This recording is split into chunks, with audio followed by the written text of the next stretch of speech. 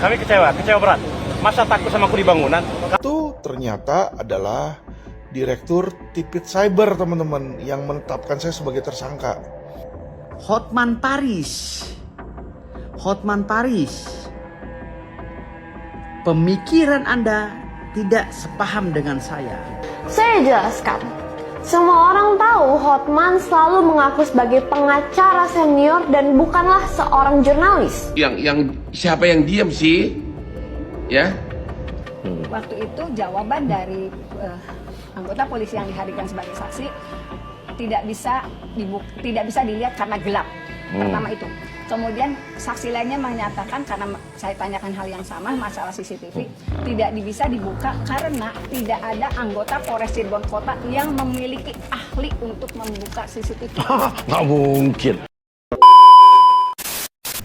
Assalamualaikum warahmatullahi wabarakatuh. Gimana kabarnya sobat semua? Semoga dalam keadaan sehat walafiat ya. Saya doakan sobat semua sekarang punya kesusahan sudah menemukan solusinya, dan yang masih jomblo saya doakan sobat semua sudah menemukan pasangannya. Jadi hari ini kembali nih Hotman Paris ya, yang kemarin menyatakan dirinya sebagai kuasa hukum dari almarhumah Vina ya. Kok diserang nih sama para pengacara-pengacara muda nih ya, yang kredibilitasnya perlu dipertanyakan juga. Ada juga nanti yang udah jam terbangnya sudah baik, tapi kok masih ini menyerang dari Bang Hotman nih. Ada apa sebenarnya tentang kejadian ini, teman-teman? Kita saksikan bersama-sama. Ini dia pernyataan dari Bang Hotman dan pernyataan dari para pengacara-pengacara muda ya. Jadi gimana videonya, teman-teman? Kita saksikan bersama-sama. Ini dia. Halo para monjong-monjong yang selalu menanya kasus Vina gimana? Kenapa Hotman diam saja? Monjong yang siapa yang diam sih? Ya, yang teriak-teriak agar dibentuk tim pencari fakta kan Hotman. Karena aku tahu kalau hanya jalur melalui KUHAP, kalau hanya jalur melalui peradilan terhadap Peggy, tidak akan terungkap lagi kasus ini. Nanti Peggy akan dibawa ke sidang, mungkin bebas, mungkin tidak bebas, tapi kasus the real sebenarnya tidak terungkap.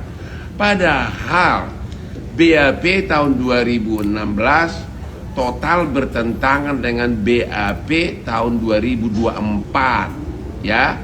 Jadi something wrong. Jadi kalaupun BAP tahun 2024 dibawa ke pengadilan, maka semakin sah terbukti ada dua perkara yang sama tapi putusannya berbeda didasarkan kepada dua BAP yang berbeda. Dulu disebutkan yang dua DPO itulah yang mengantar almarhum ke flyover. Itu di BAP. Kenapa penyidiknya tidak diperiksa yang 2016? Sementara sekarang katanya fiktif. Ya. Kemudian dulu disebutkan semua mengatakan Peggy adalah salah satu pelaku. Tapi sekarang 5 mengatakan bukan pelaku yang 2024. Dan apakah Peggy yang sama? Jadi kunci utamanya itu adalah penyidik di tahun 2016 itu harus diperiksa. Halo Propam, di mana kamu? Tanpa itu nggak akan terbongkar. Keluarga Vina nggak bisa apa-apa karena tidak ada upaya hukum. Kami kuasa hukum keluarga Vina nggak bisa apa-apa karena saya ngerti hukum. Nggak kayak lu hanya ngomong monyong.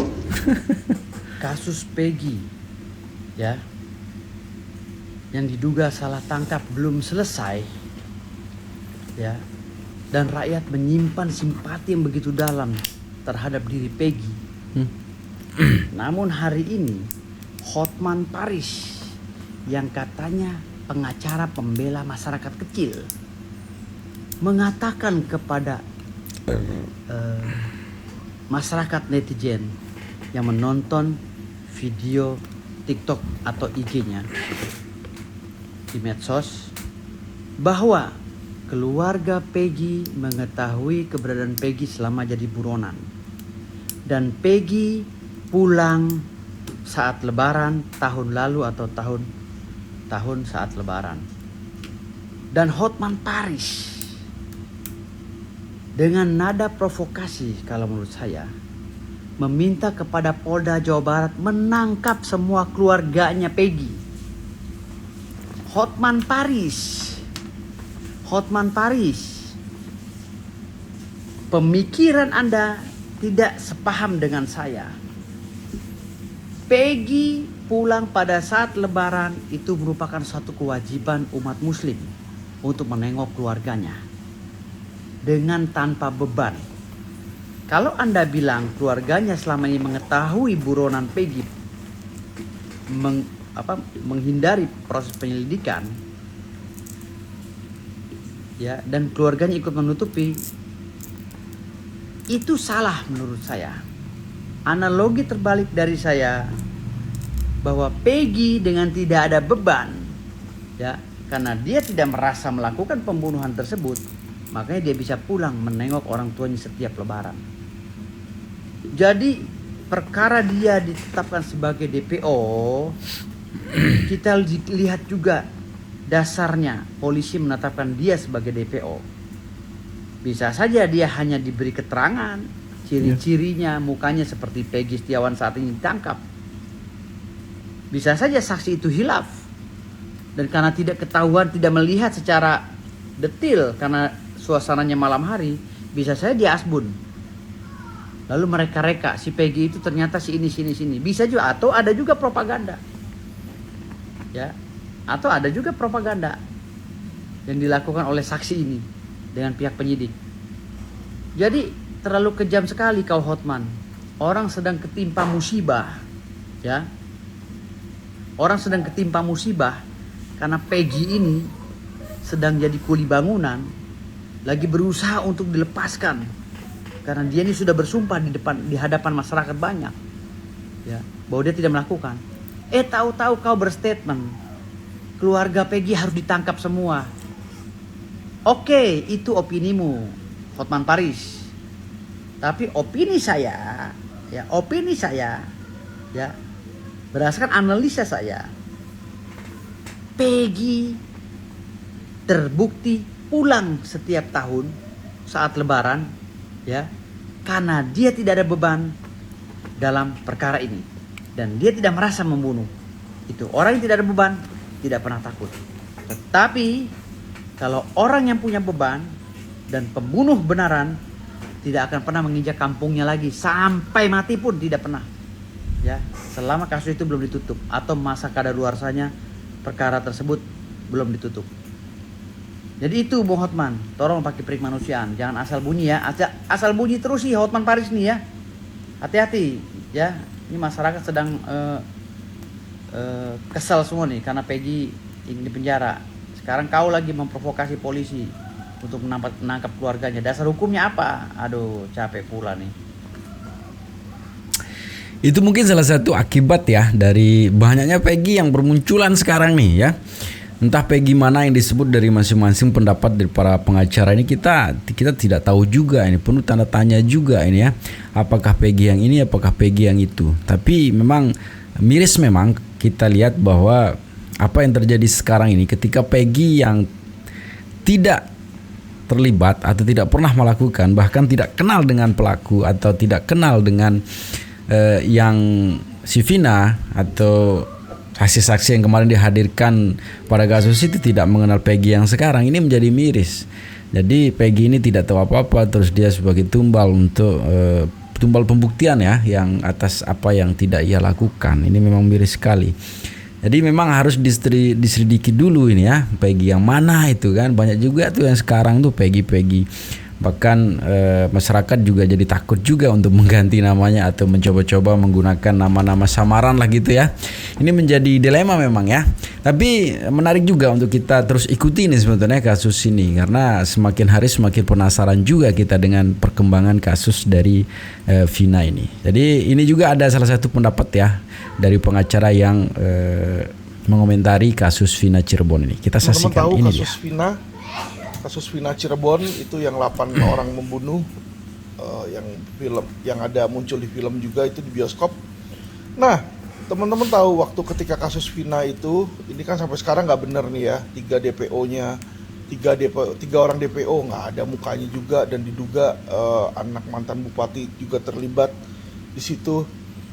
Sesuatu yang lucu teman-teman ya, kalau kita tarik garis bawahnya, ternyata mantan Kapolres waktu itu ya adalah saudara dari bupati, teman-teman ya.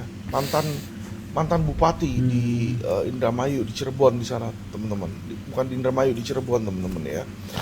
Jadi mereka adalah keluarga dari mantan Kapolri, Dai Baktiar. Kalau orang-orang tahu Dai Baktiar, mantan Kapolri itu punya anak ya.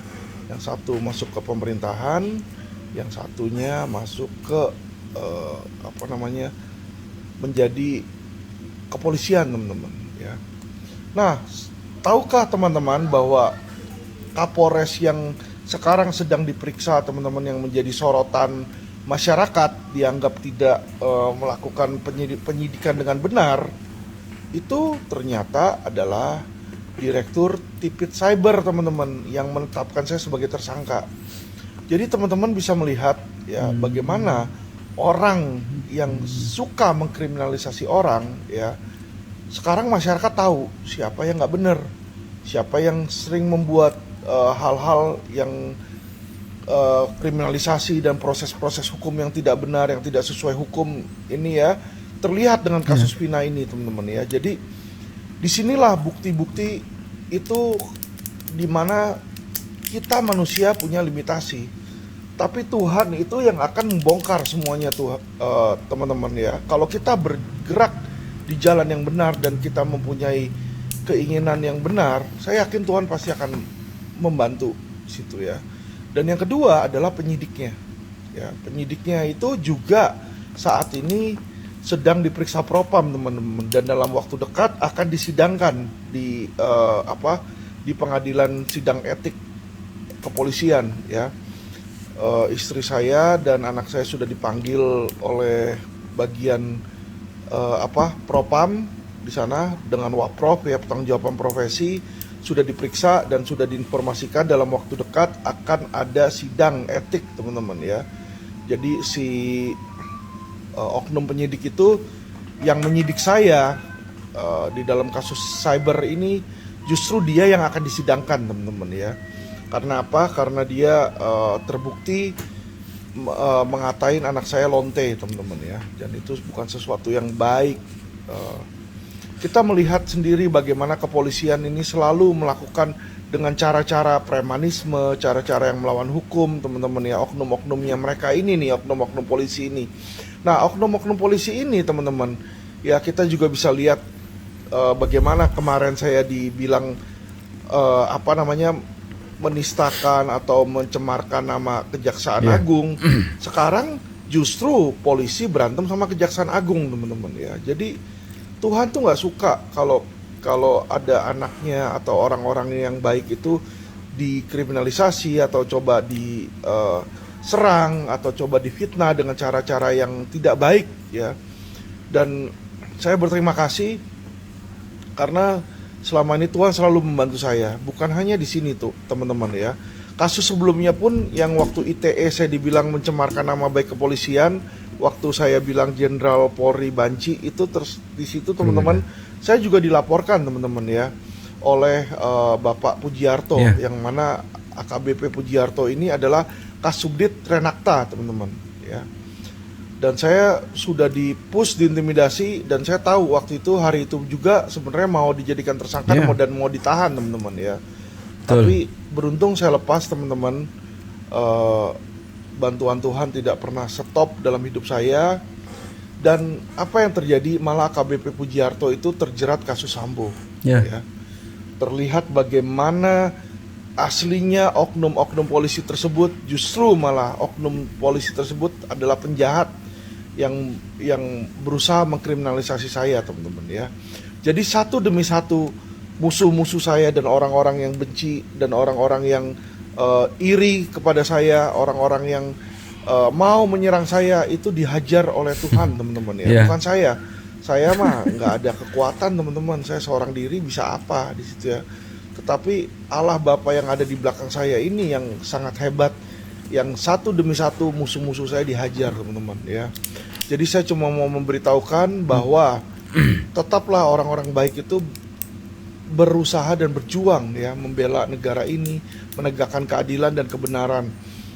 Sisanya kita serahkan saja pada Tuhan. Saya yakin kalau memang tujuan kita benar, masyarakat akan tahu dan Tuhan pun akan membantu teman-teman ya.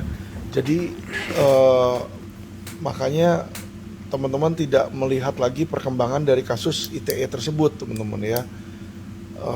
Karena saya mendapat pertolongan dari Tuhan, bukan dari backingan teman-teman ya. Saya nggak punya backingan, nggak ada backingan satupun teman-teman ya. Tapi saya mau mencoba mengkritik Polri, mengkritik oknum-oknum aparat penegak hukum agar mereka menjadi lebih baik ya. Bukan untuk mencemarkan nama mereka, sekali lagi ya, bukan untuk menjelek-jelekan, tapi yang saya bilang ini adalah actual fact yang orang-orang sebenarnya udah tahu ya. Kebobrokan oknum aparat penegak hukum kita itu masyarakat sebenarnya sudah tahu di situ ya. Tetapi ya, walaupun masyarakat sudah tahu, tetapi ini adalah hal yang tabu yang mereka jarang bicarakan teman-teman ya, karena mereka takut persekusi, takut kriminalisasi teman-teman. Oke. Saya mengucapkan terima kasih, selamat berakhir pekan pada teman-teman, dan semoga pertolongan Tuhan juga ada kepada masyarakat dan netizen sekalian, segala penonton dari Question TV. Salam cerdas. Ini merupakan hal lucu serta menunjukkan ketidakseriusan pengacara ini membantu korban pemerkosaan. Kenapa? Saya jelaskan. Semua orang tahu Hotman selalu mengaku sebagai pengacara senior dan bukanlah seorang jurnalis. Apa tugas pengacara dan apa tugas jurnalis? Saya rasa jika korban mau beritanya viral kemana-mana dan diekspos, bisa menghubungi media nasional untuk dipublikasikan. Justru sebagai pengacara seharusnya tugasnya memberikan bantuan hukum, buat surat kuasa, pendampingan sebagai pengacara, dan kuasa hukum resmi. Bukan malah setengah-setengah bertindak hanya agar viral dan dapat atensi, namun menyerahkan perkara hukum kepada pengacara lain. Patut diduga tindakan tersebut hanya agar ingin tetap tenar dan naik reputasinya, seolah-olah membantu korban kriminalisasi tapi tidak mau turun tangan dan buang biaya dan waktu pendampingan ke kantor polisi dan pengadilan. Jadi bisa saya duga bahwa ia bukan membantu dalam kasus tersebut sebagai pengacara, tapi kasus tersebut membantu untuk menaikkan reputasi ia seolah-olah sosok pengacara yang baik hati. Padahal yang dilakukan adalah tugas jurnalis, yang memviralkan adalah salah kata. Tugas pokok pengacara bukanlah seorang jurnalis, apalagi ia mengaku tidak mau terima surat kuasa sebagai pengacara atau kuasa hukum. Lalu legal standing dia bicara sebagai apa? Masyarakat nyinyirkah? Ternyata hal ini dilakukan pengacara senior yang sudah 40 tahun beracara bukan hanya sekali terhadap korban di Jakarta Utara dan Manado, tapi juga baru-baru ini beredar ajakan agar pengacara lain ikut mendampingi kasus pemerkosaan di Cianjur dan bergabung dengan Hotman 911. Tidak ada yang salah dengan mengajak pengacara lain, tapi patut diduga motif mengajak pengacara lain bergabung menangani kasus tersebut adalah karena ia tidak mau membuang-buang waktu dan biaya. Mengapa saya menduga demikian? Pernahkah pengacara senior ini mengajak pengacara lain ikut membantu kasus Hotman yang lawyer fee-nya tinggi dan kasus korporasi seperti perbankan? Tidak pernah saya dengar hal tersebut di media. Pengacara senior ini adalah sosok kakek tua yang pintar mengumpulkan uang untuk dirinya sendiri dan keluarganya. Tapi jangan berharap masyarakat bisa mengambil keuntungan dari Hotman. Sorry ya, kata dia waktu adalah uang. Makanya tidak mau ya buang-buang waktu menjadi kuasa hukum korban pemerkosaan. Kalau jadi kuasa hukum Teddy Minahasa, polisi yang jadi bandar narkoba, wah tentu saja dibayar mahal. Tentunya mana ada dia ngajak pengacara dari law firm lain dalam penanganan kasus Teddy Minahasa. Benar tidak pendapat saya? Di sini saya belajar ilmu dari Hotman. Ambil keuntungan dengan nama Hotman 911, suruh aja pengacara lain yang kerja, tapi reputasi yang naik ya reputasi ia sendiri. Karena case yang diliput adalah case Hotman 911. Benar-benar hebat sekali. Pantas banyak berita reputasi bagus terkenal tanpa susah payah. Ini yang seharusnya Hotman sampaikan ke publik agar bisa sukses juga seperti ia. Bukannya malah komat kamit opini hukum layaknya profesor hukum, apalagi mengajari pengacara lain bagaimana mereka seharusnya menangani kasus yang tidak dikuasakan kepadanya. Tidak ada gunanya itu.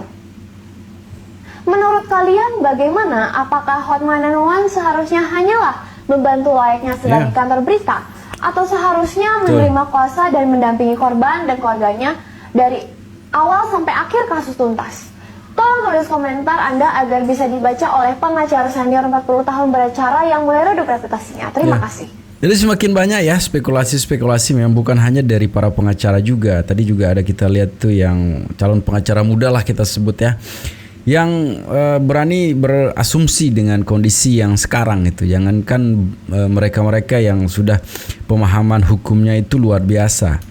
Masyarakat kecil saja yang hanya melihat saja bisa berasumsi, dan sebagian besar juga asumsinya itu mendekati dari kebenaran gitu ya. Seperti video saya kemarin, saya bilang bahwa tidak sepenuhnya salah dan tidak sepenuhnya benar gitu kan. Tapi ini memang ketika memang kasus ini masih gelap ya. Tapi sebenarnya kalau kita memahami hal itu, saya juga berkesimpulan bahwa apa sih yang ditutupi gitu kan, sehingga kasus ini membuat seantero Indonesia ini jadi heboh gitu kan, dengan pendapat dan spekulasi yang mereka punya gitu kan, semakin melebar, semakin mengarah, semakin memojokkan gitu kan. Tapi ini ada salah satu video yang menarik menurut saya sebetulnya, ketika salah satu pengacara kemarin yang dari dulu sampai sekarang ini luar biasa ini ya, pengacara ini ya. Yang kita tahu sebelumnya awal-awal beliau muncul nih sempat dibeli juga oleh netizen gitu kan. Tapi sebenarnya kalau semakin kesini nih semakin menarik untuk kita korek gitu ya, semakin menarik untuk kita dengar pengacara ini gitu kan menanggapi kasus ini. Jadi gimana videonya sebetulnya, ini dia. Ini diwawancara pada saat acara di kanal YouTube Uya Kuya ya. Ini dia Ibu Titin. Kemudian pada persidangan tanggal 17 Februari 2017 kan pernah tuh Mas soal CCTV beredar di mana-mana tuh. Sebetulnya saya udah nanya Mas pada sidang 17 Februari 2017. Saya inget banget waktu itu kan yang dihadirkan 3 anggota polisi. Nah saya kan nanya tuh, Pak, di situ di antara SMP 11 sampai ke flyover Taman itu banyak CCTV loh, yang ter ini aja antara 5 sampai 7. Saya sebutkan di tempat ini. Nah itu bagaimana untuk membuktikan betul ini mereka pelakunya? Kan saya butuh rekaman CCTV. Iya ada harusnya ya. Ya harusnya ada karena memang ada di belokannya aja ada karena ada rental Mas, ada rental PS waktu itu. Waktu itu jawaban dari anggota polisi yang dihadirkan sebagai saksi tidak bisa dilihat karena gelap. Pertama itu. Kemudian saksi lainnya menyatakan, karena saya tanyakan hal yang sama masalah CCTV, tidak bisa dibuka karena tidak ada anggota Polres Cirebon Kota yang memiliki ahli untuk membuka CCTV. Nggak mungkin. 2016. Ini kan negara kita Indonesia guys, bukan di pedalaman Afrika yang di dalam-dalam. Ya, ini bukan film India kan? bukan film India ya, yang ada polisi-polisi dalam film India atau apa? Iya. Nggak mungkin bro, ya kalau jangan keterlaluan lah kalau misal bikin cerita ya kan. Ya karena saya juga kan pernah ditanya kan, ada TV yang nanya, saya sebutin tanggal sidangnya karena semua saya catat Mas, tanggal sidang berapa saya catat. Janganlah, siapapun, oknum apapun, institusi apapun jangan goblok-goblokin masyarakat ya kan. Terus Bu, kan CCTV-nya nggak pernah diputar? Ya nggak ada Mas. Nggak pernah ada. Kan kalau gini loh Mas. Sebanyak itu CCTV tidak pernah dijadikan alat bukti untuk. Logikanya ketika mereka tahu susah dibuka, CCTV ada di mana Mas? Iya. Tuh ya. Kasih Sambo aja CCTV lenyap. Itu ya. Iya kan. Karena sampai petir lagi benar. Tidak bisa dibuka karena gelap. Tidak bisa dilihat karena gelap. Yang pertama, yang kedua Nggak tidak ada bisa orang. dibuka karena tidak ada di Polres Cirebon Kota tidak ada Ahli yang IT. bisa yang membuka CCTV itu. Yuk tertawa bersama-sama yuk. Dan saya sudah meminta ke majelis hakim untuk mendatangkan ahlinya apabila CCTV itu memang dimiliki oleh anggota kepolisian. Tapi ini sih menurut gue propam, polisian harus bertanggung jawab untuk supaya namanya tidak Ya, jelek. Ini kan mungkin oknum. setuju. Ini orang-orang yang ngomong kayak begitu harus diperiksa. Iya kan, bener gak sih? Pernyataan-pernyataannya semua. Malu-maluin kalau sampai ngomong kayak gitu sih. Itu kan mencoreng nama baik kepolisian Indonesia canggih-canggih, masa dibilang begitu? Emang jawabannya gitu, Mas? Iya. Emang jawabannya gitu. Ya itu berarti kan mencoreng, harus dia dihukum tuh oleh, ya kan? Iya. Oleh yang berwenang gitu di dalam institusinya, ya kan? Gila, logika berpikir gue diacak-acak.